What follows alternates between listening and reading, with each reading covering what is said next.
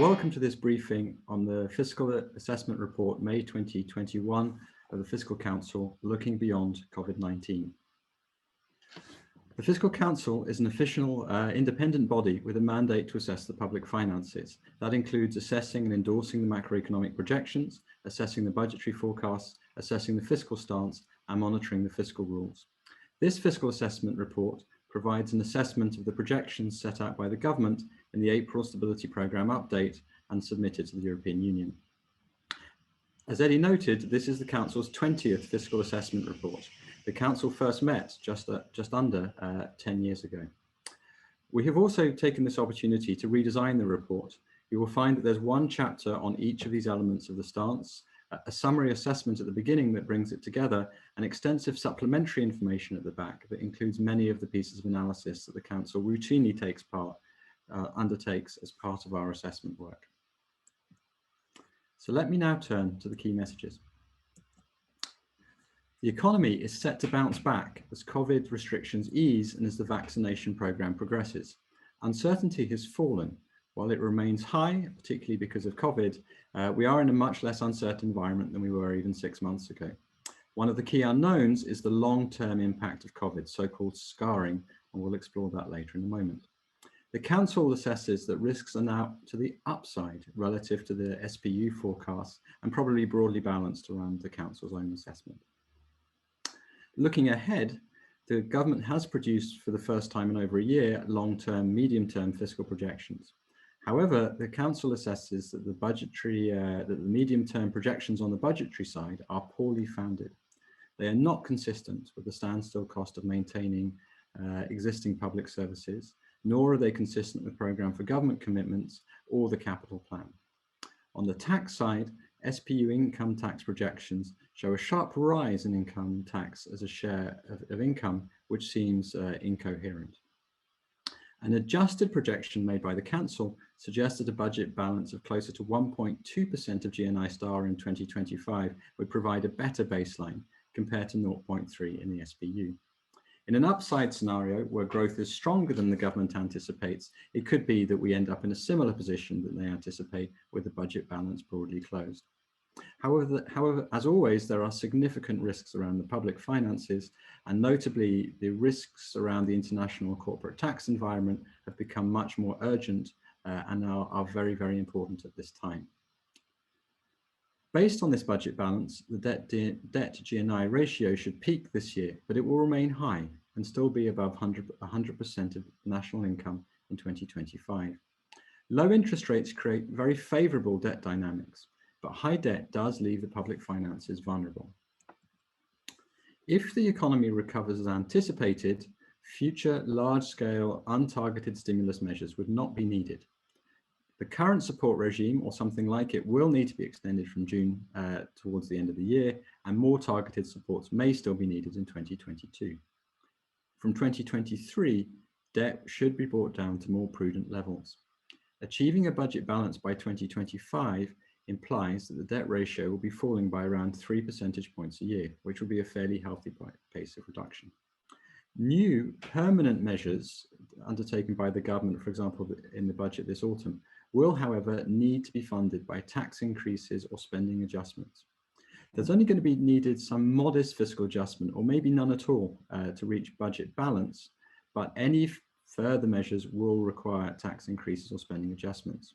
And this is partly because the large permanent increases in budget 2021, about 5.4 billion in spending measures not related to COVID, have already committed many of the gains that would have come otherwise from growth in the years to come. Of great concern to the Council is the fact that the government has failed to deliver a credible medium-term fiscal strategy as they promised a year ago and also in the autumn. There are significant fiscal pressures in the years ahead from ageing, reducing over-reliance on corporation tax, and climate change.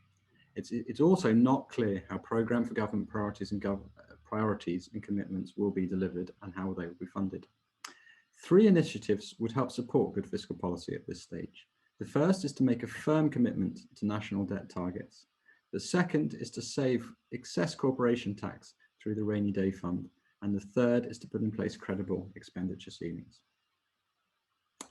Let me now turn to the background to this assessment, starting first with the economic and budgetary outlook.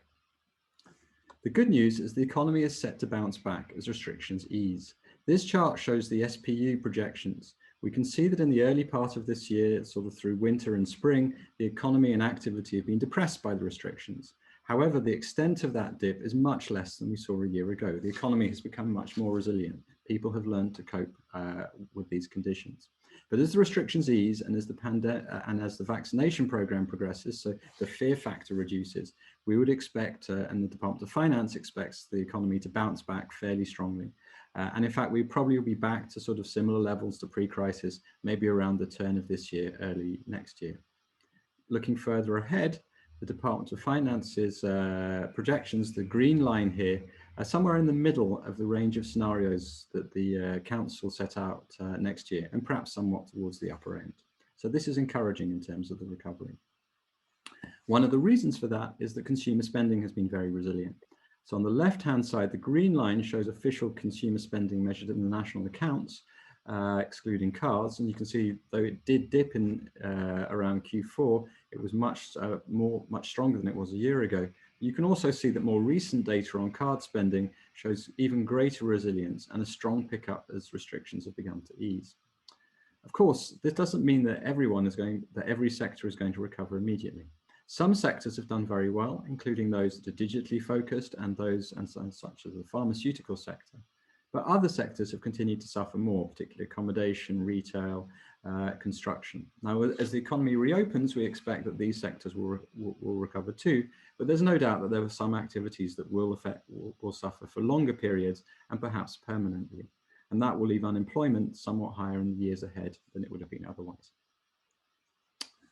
One of the big questions around consumption is just how big that bounce back will be. So this shows the savings rate. We can see that last year there was a phenomenal rate of savings. Almost a quarter of household income last year was saved because many people kept their incomes, but at the same time, it was very hard to get out and actually spend your money.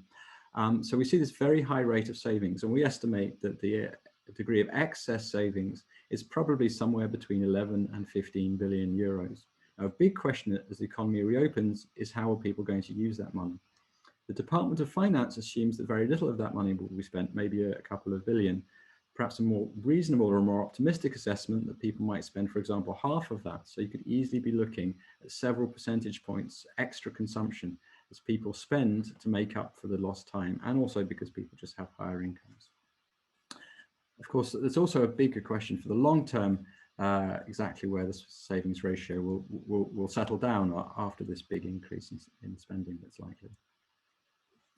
The other big uncertainty, the big unknown, is the longer term impact of the pandemic. This is what economists call scarring, where you have a temporary effect that leads to a kind of permanent effect on the economy. Now, if you look at this chart, which shows the SPU, you can see that had you followed the previous trend and were you to compare it with what the SPU has, there's a scarring effect of around 5% of national income. This is quite a big permanent loss from the pandemic. And if you compare it to estimates, for example, from the IMF, this is very much at the upper end of what they see as being plausible for advanced economies. Now, in the Irish case, we know that the economy has been particularly resilient. We know that the economy depends on some sectors that have done very, very well. And we know that policy support has been very, very extensive. So it seems to us unlikely that the extent of scarring would really be at the upper end of what we've seen in advanced economy, or what's expected for advanced economies.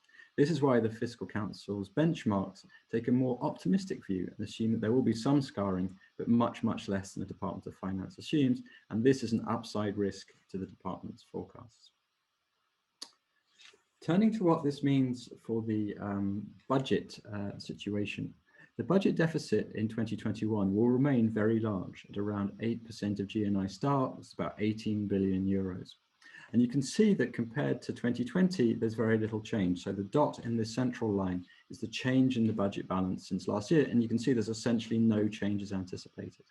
And that's because though there's some positive news, and you can see that in the sort of two turquoise bars, there's more tax revenue coming in as the economy recovers, and core spending is actually going to be reduced, one-off spending related to COVID, though there is a lot of support this year, is actually going to be less than last year. So those two things are both improving the public finances. On the other hand, you see this increase in core expenditure, which is this dark darker blue bars, this is the 5.4 or 8 billion in additional permanent measures that were made last year. It's basically offsetting the impacts of the recovery. And that's why we're getting the same large deficit 2 years in a row. It's essentially because of this big increase that was made last year. In 2020, of course, things improve a little bit more. We get more recovery and we get less of these permanent measures factored in. Looking more specifically at the support schemes, these obviously will need to be extended if they're needed. We see from the right-hand chart that there are still many, many people dependent on these schemes. Hopefully that will reduce as the economy recovers, as things reopen. But these schemes will need to be extended, and they should obviously be extended for the period that's required. That doesn't mean they need to be extended in exactly the form that they exist today. It may be that they need to be more targeted in the future, but it does remain important to do so. Now, the government sets some two contingencies, a contingency allocation of 2 billion and the recovery fund that was not allocated of 3.4 billion. So you get to a total of about 5.5 in budget 2021 to cover these potential costs this year, as well as some of the core allocations that they made in the budget. This was an approach the council recommended. It looks like if you were to extend these schemes, those two contingencies would be pretty much exhausted by the end of the year. It depends a little bit how you do it, depends a little bit what happens, but basically those contingencies seem to have served their purpose and should be enough to cover the spending that will be needed, has been needed and will be needed this year. Looking further ahead, the SPU has made 4-year ahead projections. That's the first time in over a year that we've got medium-term projections. These are very important, very useful for people to see to understand the government's thinking. However, unfortunately, these medium-term current and capital spending projections are, in the council's assessment, poorly founded. Looking on the left-hand side, we see the projections for current spending in the years ahead. The orange dots are what the SPU allocates. The sort of green dots are what the council estimates would be required to maintain existing levels of public services and benefits in real terms over the medium term, taking into account both inflation, possible wage increases, and the impact of aging on the population. So we can see that finance has actually accounted for a reasonable share of this, but they have not accounted for the full amount. Over the whole period, they're underestimating the costs of providing the existing current services by a little bit more than €1 billion. So there is some improvement here. In the past, sometimes they didn't even factor in anything for these kinds of factors, but it's still not going the whole way, and it still leaves a gap with what actually would be needed, in our view, to maintain the existing current spending. On the other side of the coin, in terms of capital spending, there was a big upward revision in the SPU in terms of forecasts of public investment. As you can see from the right-hand chart, these projections now go well above what's in the capital plan. They also take investment to a very high level, both by historical standards and by international standards. We don't really understand where this is coming from, and so we have a question mark as to why these figures have been included in the projections. On the tax side, there are also concerns in the way the medium-term forecasts have been made. Basically, what you can see in the left-hand chart is income tax revenue is forecast to grow much, much faster than the wage bill. Now, given that most of income tax is coming from the wage side, this on the face of it is implausible. And if you look on the right-hand side, this implies a big rise in the share of income tax as a share of labour income. Now, as you can see, that's been projected, this big rise has been projected several times in the past, but actually it's essentially been fairly flat or on a downward trend. Now, it may be that what is explaining this is that the Department of Finance is actually including non-indexation of the tax system in the years to come. That means not raising the tax bands. That means as people's incomes rise, effectively the tax rates increase. But the programme for government from 2023 onwards commits to doing indexation, to not following that approach to raising the average tax rate. So on the face of it, there seems to be these projections seem to be inconsistent with the programme for government commitments and seem to present too rosy a picture of income tax, at least conditional on this view of labour income. So what we've done, what we thought it would be useful to do would be to adjust the SPU projections based on the Department of Finance's economic forecasts but to take into account the factors that I've just realized, I've just noted in terms of a number of questions we have about the way the medium-term finances have been done. If you look in the table, you can see that current spending is higher because the standstill costs need to be fully recognized. Capital spending is lower. We've aligned it to the capital plan. Income tax revenue is lower because we have aligned it to the government's assumptions and to the SPU forecasts. And on corporation tax, the government has already made an adjustment of 2 billion euros for potential reductions in corporation tax due to international tax reforms. But as I'll explain a little bit later, we think the risks are a lot higher than that. And so we've also made a further reduction. Taking all of that together, that would suggest that on current policies and with the Department of Finance's projections, the budget deficit in 2025 would be about 1.2% of GNI stuff, which is a fair bit bigger than the 0.3% you'll find in the SPU. Now, these numbers numerically aren't huge. It's not a massive difference, but it is a difference, and these are meaningful differences in these numbers. It adds up to about 2.2 billion euros. In a typical year, the cash increase in taxes is about 4%, so it's 4 billion. So it's about half that kind of amount. And of course, there are a lot of offsetting errors here that mean that the errors on the individual parts of the forecast are much bigger than the sort of bottom line number than you get. And it's also important not just for the Department of Finance and the SPU forecast to reach the right number, it's also the way you get there that matters, because it helps you to understand the moving parts. And so, for example, if you have a different view or if you think a different policy will be pursued, it's important to have a very well articulated baseline so you can understand what's going on. And so that's why we consider these forecasts to be poorly founded and why we think it would be more helpful to go with an approach like the one we've used here. Relative to this kind of scenario, this adjusted profile based on finances, SPU macroeconomic forecasts, we do think there is an upside because we think the risks relative to their forecasts on the economic side are to the upside. If that were to materialize, that would probably close the deficit by 2025, and you can see that at the end. So you can see here that the red dot is our 1.2%, our adjusted balance. The blue bar and the yellow dot are what you get under different assumptions. So we're probably looking at, in 2025 at some sort of deficit, but not huge. As a result of that, the debt ratio will peak in 2022, and it will gradually come down in the years ahead, but it will still be very high. So it will peak at around 110%, and it will still be around 100% in 2025. Of course, there are many risks around the fiscal projections, and those are set out more carefully in the report. There is one risk that has become much more urgent and much more concerning, and that is, of course, the risk around over-reliance on corporation tax. So we know that last year, 1 in 5 euros of exchequer tax revenue came from corporation tax. In the years ahead, and this part reflects finances assumptions, as well as other taxes coming back, that would shrink, but it would still be 16.5% of exchequer tax return. So this is a very, very big part of the overall tax base. Now, as we know that there are many discussions going on around this, and these could have a major impact on the public finances in Ireland. So we know. So there are many levels of uncertainty here. The first one is around policy. So obviously there are policies by the Biden administration. There was discussion of the G20 OECD process. There's also different discussions going on in the European Union. It's very hard for us to predict when and exactly how those processes will play out and exactly what will be agreed. There's then another level of uncertainty, which is, of course, a lot of this tax is paid by a relatively small number of companies. We have a box in the report that looks more carefully at a scenario, but again, it's a very illustrative scenario, but it could be very hard to predict exactly how they're going to behave. So there's another level of uncertainty there.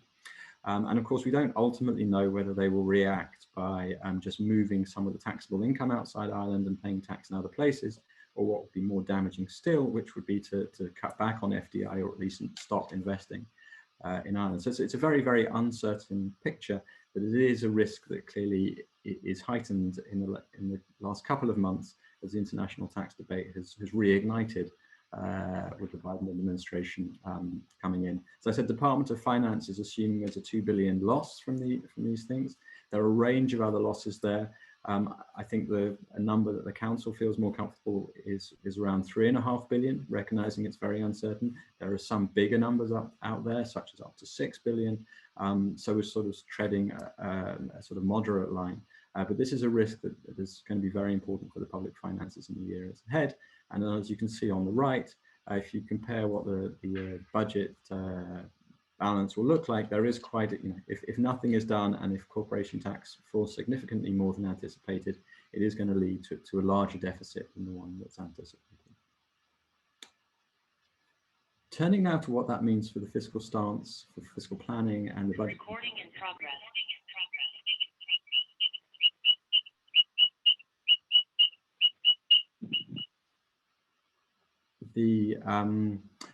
And the good news, if you look back over the past 2 years and the way the COVID pandemic has been dealt with, is that the government has been able to support the economy massively, unlike in the past.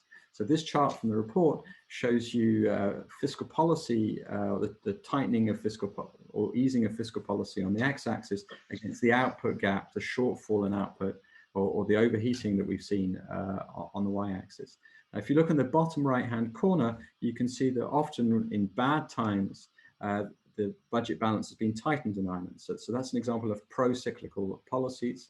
There have been good reasons to do that, but that's essentially something that should be avoided. It means the government is actually making things worse by taking money out of the economy at the same time as the economy is already weak. Now, if you look in the left-hand quadrant, bottom left-hand quadrant, this is the cases where the economy has been in bad times, but the economy has been able to ease policy. Now you can see already there aren't so many episodes of that, instances of that in Ireland. But you can see that really what we saw in 2020 was exceptional, which was the economy was very weak, but the government was really able to loosen policy and really able to support the economy. So this has been very good. And that partly reflects the fact that some of the homework had been done before the crisis. So there was space for the government to borrow more and on a very big scale. So this is exactly what should happen. Looking ahead, and if the economy recovers as anticipated, if the vaccination program is successful, there won't be the need for large-scale untargeted stimulus in the years ahead. The economy will recover fairly naturally by itself. That doesn't mean there won't need to be some targeted measures, either through support measures this year or more targeted measures perhaps next year. But it means these big programs and big wide-scale support won't be needed. And the reason for that, you can see here, is in the output gap, which is, we had a big shortfall in output this year. Last year we had a big one in the early part of this year, but essentially that gap is going to close pretty quickly. And actually, even by the end, you can see the economy might start to show some signs of overheating. Another factor that's very beneficial for the public finances is the fact that although the debt level is very high, debt dynamics will be very favorable in the years ahead. And that's basically because interest rates are very, very low. In fact, interest rates are still negative. There's been a little bit of a pickup in the last couple of months, but at least in the euro area and for Ireland, this really hasn't changed the picture very much. And that means that with a quite high positive growth rate, the debt ratio is going to tend to come down. So this is basically good news.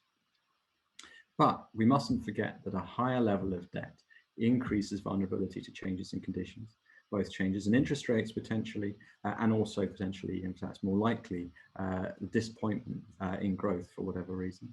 So if you look at this fan chart from the report, you can see that within the range of feasible possibilities, that sort of more central area of the distribution, there are still paths where on current policies, debt basically wouldn't really fall. It would just stabilize at the current level, or indeed maybe even crawl up a little bit from the current level. So we do need to be concerned about the high level of debt. In this file, we've actually developed a new exercise inspired by the work of Olivier Blanchard and also using the Council's new MAQ fiscal model. And we've basically calculated there's a 15 to 20% probability on the current path that the primary balance wouldn't be sufficient to stabilize the debt ratio. Now, this isn't an alarming level, but it is a reminder that we do need to be careful about debt sustainability and debt risks. If there were to be a balanced budget in 2025, which is more or less what the SPU shows, the debt ratio would be falling at that point. It would be falling by some 3 percentage points a year, which is a fairly comfortable pace of debt reduction. And you can see that in this chart, which shows the change in the debt ratio each year, shown by the blue line and the dots. However, I think it is notable that that pace of debt reduction is still less than we saw in the 5 years prior to the COVID crisis. And of course, the level of debt was actually lower then. And it's also much more reliant on this green debt dynamics term, basically on low interest rates, and much less so on running a positive primary balance. So this does raise questions, I think, for the years ahead. In terms of what we might need to get to that budget balance, we basically are looking at a situation where either modest or in fact perhaps no fiscal adjustment may be needed to get there by 2025. And that's basically what we saw earlier in the fact that, that we basically get the budget close to balance just under current policies. Now here we present some new estimates of the structural balance. The green one is the standard one that we've been using for some time based on the Irish measure of the output gap. This is what's called a top-down measure. We've also developed a bottom-up estimate, this pink line.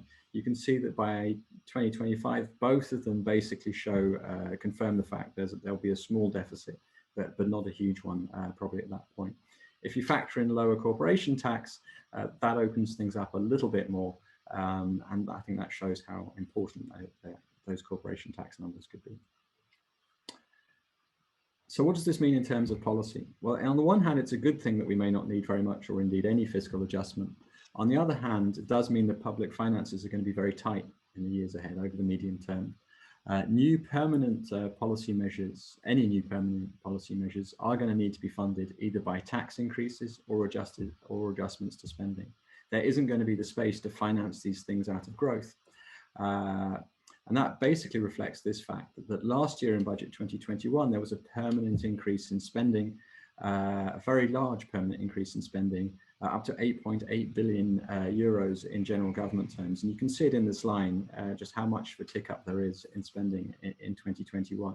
And this spending basically means there's no space available anymore to fund additional measures out of growth in the next few years. Basically, the benefits of growth over the next couple of years have been already committed in the decisions that were taken last year, and that means there's much less room for manoeuvre in the years ahead. And in that context, the Council is concerned that the government has failed to deliver a credible medium-term strategy. This was promised in the programme for government for this autumn. Come budget time, the government said they were going to deliver it in the spring, and the Minister has now said that they expect to deliver it in the summer, although that commitment is not written in the text of the SPU. And it's very important to deliver that because there isn't much room for fiscal manoeuvre. There's quite a challenging environment ahead, and so it's important that there's good planning to make it all fit together. And a credible strategy isn't just a sort of set of numbers for the budget, it really has to have a number of elements. The Council set those out very clearly in the autumn, they're listed here. Some of that, the first element that's important is really to have very good forecasts and to base them on realistic projections. There's maybe been a little bit more progress around there. The second element is really around the costing of policy changes. And there's still a lot of progress to be made. In particular, the costing of Sláinte care, as we discussed in a moment, is still very, very unclear. And the third thing is more of a commitment to and an anchoring of the fiscal objectives. So here you can see our assessment of different areas, but you can see there's still a lot of areas. And overall, we think progress is limited, but it will be important and it's overdue really to deliver this kind of plan. Once the recovery is underway, the government is going to face 5 major challenges. The first is to ensure debt is on a downward path. The second is to reduce over-reliance on corporation tax. We've already discussed those. The third is population aging. The fourth is climate change. And the fifth is delivering programme for government commitments. In terms of aging, as you may recall, the Council set out a long-term sustainability report last autumn, or last summer, sorry. We found that ageing will add around 850 million euros to public spending every year on average until 2025. And that's basically just to meet the costs of people living longer and the costs of more people raising pension age. If you look over a longer period, you can see there's going to be a big shift up in Ireland in terms of pension spending and also in terms of health spending. Ireland is a relatively young population today, but it will age very quickly. And that means these increases, which will really kick in more radically from the 2030s, but are already there today, are going to have a big impact on the public finances. On the right, you can see a chart that we developed in that report. The dark green area shows what the debt ratio would look like if you just basically got back to balance. However, if you got back to balance without taking into account the costs of aging, you basically see the debt will fall over a bit over the next few years, but nothing like as much as it would have done otherwise. And eventually it will start to pick up on an unsustainable path. So it is very important to deal with this, and it's very good that the Pensions Commission is looking at these issues. A second big area is climate change. The climate bill is obviously an important part of Ireland's response to this. But if you look at, but as this chart shows, it could be that very substantial measures are still needed. If you look at the measures that are already in place, they basically only achieve about a third of the reduction that is needed to basically meet Ireland's target. So there's still a lot that needs to be done. And if you look at this red area, it's about 3.5 times as big as what the NDP has already achieved. The NDP basically estimates it will cost about 20 billion over 10 years, 2 billion a year to achieve what the NDP bar does. So that raises a big question about how the measures in this red area are going to be financed. And so far in the documentation, all the discussion around the climate action plan, there is very, very little detail on the economic costs of it. Now, some of these measures could be done without without costing money. Some of them could even raise money, like the carbon tax. But overall, it seems likely that there are going to be costs associated with this. And it's very important that those costs are planned for and factored into the budgetary plans, which they really aren't today. The final area of pressure comes from the programme of government. The programme of government set out some quite ambitious measures. Those measures are obviously important, but it also ruled out many revenue and spending adjustments. So if you look on the left-hand side, there's about a third of government revenue where the government said it wouldn't increase those taxes. So that means that any tax increases have to be achieved on the other 2/3. Only a very small area shown here in green was cited as areas of possible increases. So that raises quite big questions. And if you look, and the ESRI had an excellent report on this last week, if you look, for example, a 1 percentage point increase in the PRSA rate would only raise something like 600 million. So it's not huge in the context of the overall challenges on the public finances. On the other hand, on the spending side, the programme for government also committed to basically protecting around half of overall spending. So again, that reduces the degree of flexibility that the government has. One specific concern we have is around the implementation of Sláinte Care. There's a very important report out last week from the government that explained a lot around the implementation of Sláinte Care. It made clear for the first time that 1.2 billion of the increase in permanent spending we saw in the budget was for the implementation of Sláinte Care, but it sets out no costings for Sláinte Care beyond 2021. So while the plan looks ahead a couple of years, it doesn't explain how it's going to be, what the fiscal implications are in 2022 and in the years to come. The most recent official costing of Sláinte Care comes from May 2017, so that's 4 years ago. A lot has changed there in terms of health spending. Obviously, COVID will add an extra layer of changes on that. There really needs to be a sound costing of these kinds of measures. We know there have been many challenges controlling health spending in the past years, and a clear plan is really needed for the implementation of this key part of the programme for government. 3 initiatives would support good fiscal policy in Ireland as part of the overall package. One is to commit to national debt targets. These should be set in terms of a relevant measure, such as modified GNI Star, not the GDP measure used in the European measures. There should be clear timeframes and staging posts. There have been 2 attempts in the past decade to introduce debt targets in Ireland, but there hasn't been a lot of commitment around them, and they've kind of disappeared without trace. So it would be really helpful in this high debt environment to have a clear commitment to the debt target and a clear plan. The second element would be to use the rainy day funds to reduce reliance on corporation tax. Now, it might seem strange as we're coming out of a pandemic to be thinking about the rainy day fund, but basically we are going to have to reduce our reliance on corporation tax in the years to come. And a good way to do that in a smooth way would be that taking a forecast where corporation tax receipts are already expected to fall, if they don't actually fall in a particular year, it's probably going to be a matter of timing rather than they're not going to fall. And so the excess between the department's profile for corporation tax and what's actually received should be put into a rainy day fund that will help to smooth the transition whenever it happens. And the transition could happen very quickly over a year or two, which would be very disruptive if there isn't a degree of saving and smoothing in that process. And of course, there are improvements that would really need to be made to the rainy day fund to make it work properly, including how to draw down on it in bad times. And the third element is to set credible departmental spending limits. This is already an exercise that's been going on for a long time. They are departmental spending limits, but they essentially get revised every year. And that reflects the fact that there's a lack of overall planning on public spending.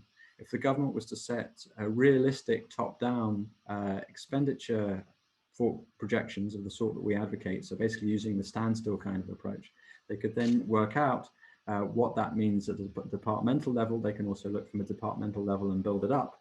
And that way there would be a coherent medium-term spending, aggregate spending projection, and also realistic targets at the departmental level, which would help to steer through these quite difficult fiscal years coming ahead, or more difficult. Let me end by just summarizing the key messages. The economy is set to bounce back as COVID restrictions ease. The government's medium-term budgetary projections and SPU are welcome.